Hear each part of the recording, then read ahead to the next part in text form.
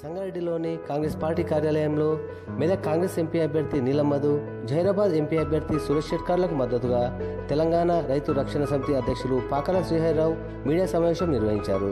ఈ సందర్భంగా శ్రీహరిరావు మాట్లాడుతూ రైతు వ్యతిరేక పార్టీలైన బీజేపీ మరియు బీఆర్ఎస్ పార్టీలను చిత్తుగా ఓడించి కాంగ్రెస్ పార్టీ అభ్యర్థులు నీలం మధు, సురేష్ షెట్కర్లను భారీ మెజార్టీతో గెలిపించి రైతాంగాన్ని కాపాడుకోవాలని అన్నారు. ఈ సమావేశంలో టీపీసీసీ రాష్ట్ర అధికార ప్రతినిధి పల్లె రామచంద్రగౌడ్, రైతు రక్షణ సమితి జిల్లా అధ్యక్షులు కాసాల రాఘవేందర్ రెడ్డి, ఉపాధ్యక్షులు విష్ణువర్ధన్ రెడ్డి, కార్యదర్శి రామానుజరెడ్డి, స్థానిక కాంగ్రెస్ నాయకులు నీరుడి రత్నయ్య, ప్రకాష్ రావు, నవీన్ తదితరులు పాల్గొన్నారు.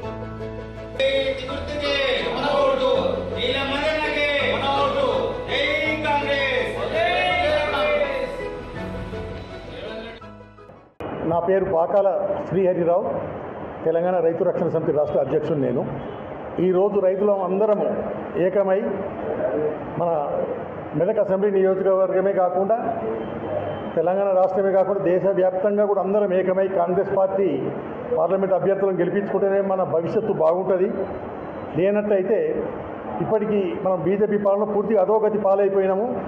గత 10 సంవత్సరాల బీజేపీ పాలన తర్వాత మన రాష్ట్రంలో కానీ దేశవ్యాప్తంగా కానీ ఎక్కడ చూసినా కానీ ఏ ఒక్క రైతు కూడా తన భార్య పిల్లల పేరు మీద కనీసం 5,000, 10,000 కూడా బ్యాంకులో దాచుకున్న సందర్భాలు ఎక్కడ లేవు.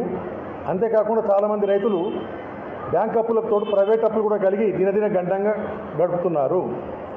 మనము బీజేపీ, బీఆర్ఎస్ 2 పార్టీలు రైతు వ్యతిరేక పార్టీలు. ఈ పార్టీలకు ఏమాత్రం అవకాశం ఇచ్చినా ఇంకొక 5 సంవత్సరాలు మనం ఇలాగే బితుకుమంటూ బ్రతకాల్సి వస్తుంది. అది ఏ విధంగా కొంచెం ఎక్స్ప్లెయిన్ చేస్తాం. ఇప్పుడు మా విజ్ఞప్తి ఏంటంటే మెదక్ పార్లమెంట్ నియోజకవర్గ రైతు సోదరులందరికీ మా విజ్ఞప్తి ఏంటంటే ఇక్కడ నుంచి కాంగ్రెస్ పార్టీ అభ్యర్థిగా నిలిచినటువంటి నీలం మధు బీసీ ముదిరాజ్ కమ్యూనిటీకి చెందినటువంటి బీసీ బిడ్డ, అతన్ని యువకుడు, భవిష్యత్తు చాలా ఉంది. అతనికి అత్యంత మెజారిటీతో రైతులందరం గెలిపించుకోవాల్సిన అవసరం ఉంది. కాంగ్రెస్ పార్టీకి ఎందుకు వేయాలని ఓ రైతు నాయకుడుగా చెప్తున్నామంటే కాంగ్రెస్ పార్టీ స్వామినాథన్ సిఫారసుల ప్రకారము రైతు పండించిన పంటలకు కనీస మద్దతు ధర ఇస్తామని స్పష్టంగా వాళ్ళ జాతీయ మేనిఫెస్టోలో చెప్పారు. అంతేకాకుండా ప్రకటించిన మద్దతు ధరకు చట్టబద్ధత కూడా కల్పిస్తామని చెప్పారు. పంటల బీమా పథకం సమర్థవంతంగా అమలు చేసి పంట నష్టం జరిగిన 30 రోజుల లోపు రైతుకు నష్టపరిహారం ఇస్తామని కూడా కాంగ్రెస్ పార్టీ చెప్పింది. ఇవి అన్నీ కాకుండా రైతులను శాశ్వతంగా అప్పుల బాధల నుంచి బయటపడేయడానికి జాతీయ స్థాయిలో కమిషన్ ఏర్పాటు చేస్తామని కూడా చెప్పింది. దీనికి విరుద్ధంగా కేంద్ర ప్రభుత్వం రైతులకు కనీస మద్దతు ధర ఎప్పుడు రైతులు బాగుపడేట్టు పెట్టలేదు. తక్కువ ధర పెట్టి దాన్ని కూడా చట్టబద్ధత ఇస్తేందుకు బీజేపీ ప్రభుత్వం ఇష్టపడలేదు. పంటల బీమా పథకాన్ని పూర్తిగా గాలికి వదిలిపెట్టింది. రైతుకు ఎంత నష్టమైనా సరే మాకు సంబంధం లేదన్నట్టు ఇంతకుముందున్న బీజేపీ ప్రభుత్వం వ్యవహరించింది. రైతులను అప్పుల నుంచి బయటకు తీసుకురావడానికి ఏ ఒక్క రోజు కూడా రైతుల రుణమాఫీ చేస్తామని బీజేపీ ప్రభుత్వం ఆలోచించలేదు.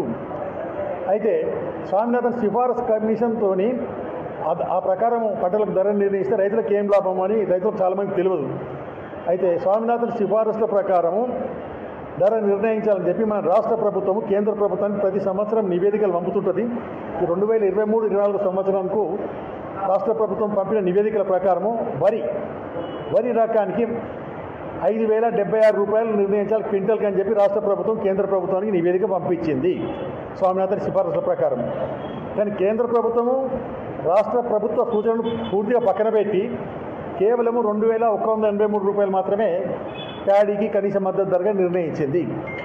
అంటే క్వింటల్కు సుమారుగా 3,000 రూపాయలు తగ్గించి రాష్ట్ర ప్రభుత్వం లెక్కేసిన లెక్కను పక్కన పెట్టి 3,000 తగ్గించి ప్యాడీకి అంటే వరికి ధర అంత తక్కువగా మోడీ నాయకత్వంలో కేంద్ర ప్రభుత్వం నిర్ణయించింది.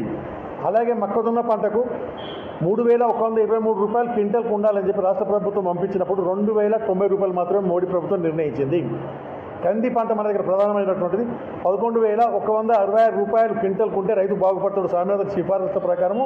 ఇది న్యాయమైన ధర అని రాష్ట్ర ప్రభుత్వం పంపిస్తే కేవలం 7,000 రూపాయలు మాత్రమే నిర్ణయించింది.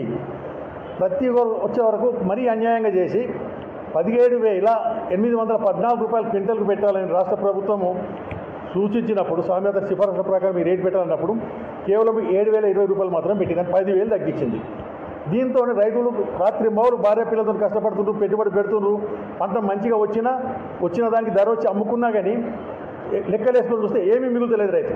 ఇలాంటి పరిస్థితుల్లో మనము మోడీ గారిని మళ్ళొక్కసారి అవకాశం ఇచ్చినట్టయితే ఇంకొక 5 సంవత్సరాలు కూడా మనం ఇలాగే బతకాల్సి వస్తుంది. ఇప్పుడు ప్యాడీ 5,000 రాష్ట్ర ప్రభుత్వం ఇచ్చినప్పుడు 2,183 పెట్టిన మోడీ ప్రభుత్వం వచ్చే సంవత్సరం మరీ ఎక్కువ అయితే ఒక 50 రూపాయలు, 100 రూపాయలు, 150 వేస్తారు తప్ప ఈ 5,000కు న్యాయంగా ఇచ్చే రేటుకి ఎప్పుడు దగ్గరికి రాడు. కాంగ్రెస్ ప్రభుత్వం ఇచ్చిన మాటను మనం నమ్మాలి. వాళ్ళు స్వామినాథన్ సిఫార్సుల ప్రకారం అన్నప్పుడు వాళ్ళు తప్పకుండా అమలు చేస్తారు. కాంగ్రెస్ ప్రభుత్వంలో వెన్నెముకలు కాంగ్రెస్ పార్టీలో సోనియా గాంధీ గారు, రాహుల్ గాంధీ గారు ఉన్నారు కాబట్టి వాళ్ళు ఇచ్చిన మాట మీద తప్పకుండా నిలబడతారు.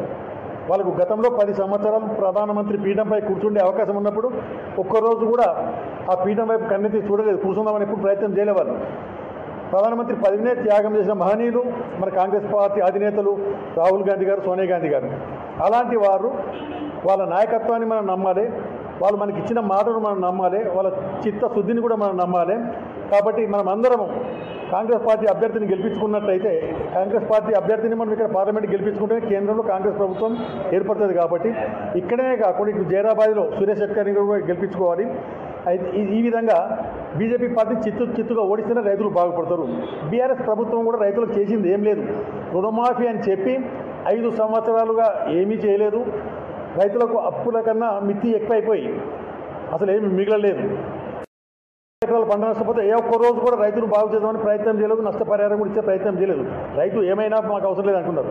అంతేకాకుండా రైతులకు కాంగ్రెస్ ప్రభుత్వం పేదవాళ్ళు బతకాలని చెప్పి ఇచ్చిన భూములు, అసైన్ భూములను పెద్ద ఎత్తున బెదిరించి అసైన్ భూములే కదా అని చెప్పేసి అభివృద్ధి పనులని చెప్పి అతి తక్కువ ధరించి లాక్కున్నది. కాంగ్రెస్ ప్రభుత్వం లక్షలాది ఎకరాలు ఇస్తే వేలాది ఎకరాలు అప్పటి బీఆర్ఎస్ ప్రభుత్వం రైతుల నుంచి భూములు లాక్కుంది. అంతేకాకుండా వేరే ప్రాజెక్టులను అవి ఇవని చెప్పి అతి తక్కువ ధరించి రైతుల జీవితాలు నాశనం చేసింది బీఆర్ఎస్ పార్టీ. ఇలాంటి పార్టీ ధర్నీ పోర్టల్ తెచ్చి కూడా ధర్నీలో కూడా అన్ని అవకతవకలు చేసి ఒక్కరోజు కూడా సరి చేసేందుకు ప్రయత్నం చేయలేదు. ఈ 2 పార్టీలు రైతు వ్యతిరేక పార్టీలు, బీజేపీ, బీఆర్ఎస్ 2 రైతు వ్యతిరేక పార్టీలు. ఇలాంటి పరిస్థితుల్లో మనం ఏమాత్రం తప్పు చేసి మళ్ళీ 2 పార్టీలకు వేసినట్టయితే ఇంకొక 5 సంవత్సరాలు మన బతుకులు ఇలాగే ఉంటాయి.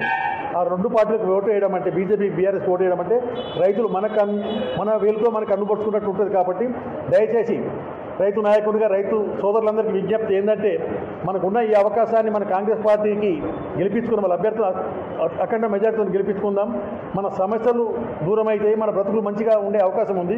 కాబట్టి రైతులు ఏమాత్రం ఇట్లాంటి ఆలోచించవద్దు. మన కులమని, మన మతమని, మన దగ్గరని చూడకుండా మన బతుకులు బాగుపడాలి, మన పిల్లలు భవిష్యత్తు కూడా బాగుండాలి. కాబట్టి రైతులందరం ఏకమై కాంగ్రెస్ పార్టీ అభ్యర్థులను అత్యధిక మెజార్టీతో గెలిపించుకోవాలని విజ్ఞప్తి చేస్తున్నాం. నేను పల్లె రామచందర్ గౌడ్, టీపీసీసీ రాష్ట్ర అధికార ప్రతినిధి. ముఖ్యంగా ఈ పార్లమెంట్ ఎన్నికల్లో నీలం మధు గారిని, కాంగ్రెస్ పార్టీ అభ్యర్థిని బ్రహ్మాండమైన మెజార్టీతో గెలిపించాలి. వాళ్ళున్న వ్యక్తులు, ఒకతను ఎన్నో ఆరోపణలతోని ఉన్న ఇద్దరి మీద, బీఆర్ఎస్ అభ్యర్థి వెంకటరామరెడ్డి మీద ఎన్నో ఆరోపణలు ఉన్నాయి. రైతు వరి వేసుకుంటే ఊరే అనే ఎన్నో మాటలు బెదిరించినవి ఉన్నాయి, బెదిరించి కూడా భూములు లాక్కున్నవి ఉన్నాయి. ఆయన మీద ఎన్నో ఆరోపణలు ఉన్నాయి. అదే రకంగా రఘునందన్ రావు, అతని మీద కూడా ఎన్నో ఆరోపణలు ఉన్నాయి. అతను ముందు టీఆర్ఎస్ ఉండే, తర్వాత కాంగ్రెస్ ఉండే, కాంగ్రెస్ నుంచి బీజేపీలోకి పోయిండు.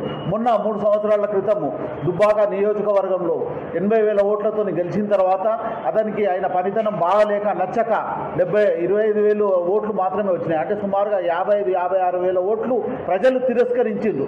అంటే ఇంత గెలవనుడు బయట ఏం మాట్లాడతాడు, అతని పనితనం నచ్చకనే అతన్ని ఓడగొట్టిండు. దుబ్బాకని చెల్లని రూపాయి మన మెదక్ నియోజకవర్గ పార్లమెంటులో చెల్లదని గంటాపదంగా చెప్తూ కాంగ్రెస్ పార్టీ ప్రజలకు ఉపయోగించే రకంగా ఉంటుంది.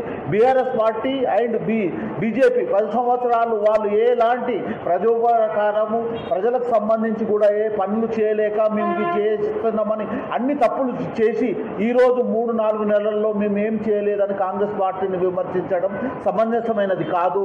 ఈ 2 పార్టీలను డిసెంబర్లో బీఆర్ఎస్ పార్టీని బొందబెట్టారు.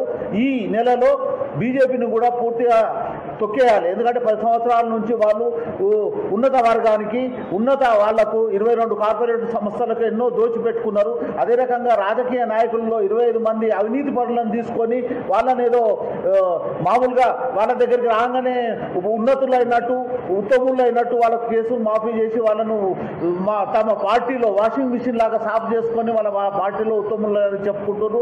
వాళ్ళు పూర్తిగా అవినీతిలో కూరుకుపోయిన బీజేపీ పార్టీ, బీఆర్ఎస్ పార్టీని పూర్తిగా అనగదొక్కి కాంగ్రెస్ పార్టీని గెలిపించాలని ఈ సందర్భంగా కోరుకుంటున్నాం. జై కాంగ్రెస్, జై జై కాంగ్రెస్.